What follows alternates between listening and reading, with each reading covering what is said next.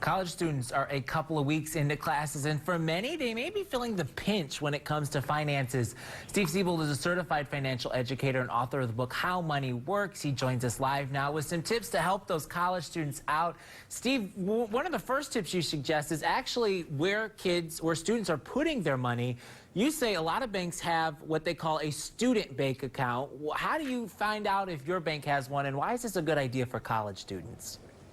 Yeah, some of the banks have really good deals, Xavier, for students, like interest rate overdraft. Some of them actually give you cash to set up the account and use the account, up from $50 to $100.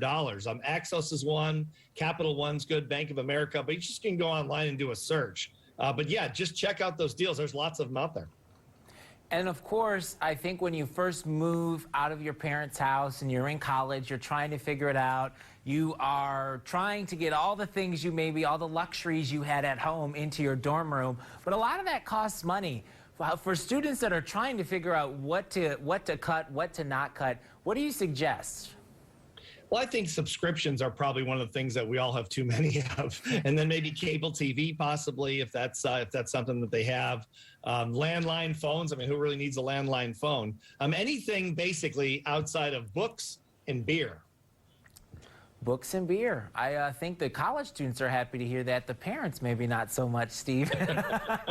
Exactly. But one thing that I know I did in college, and I even still have my college ID because I hope maybe sometimes I can get by and get that student discount still, are those discounts. So many places offer it, but they don't always advertise it. How do you know where to go and how to cash in on that student discount?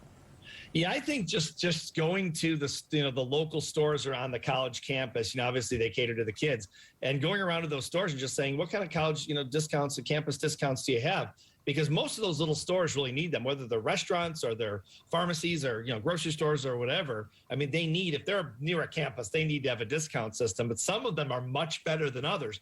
I mean, we're talking up to 50% off of items for college kids, so it's really really great. Yeah, and it makes a big difference when you're on a budget. Steve, one thing I remember in college was the credit cards on campus. The credit union was there. They had a great big sign. They were offering free pizza to anyone that signed up for a credit card that afternoon. And, well, I was hungry, so I got some pizza. For college kids watching, how do you navigate those waters? Because you are trying to get your books and you're trying to, eat that night. And maybe you do want to get that credit card, but it's not always the best idea, especially if you don't know what you're doing.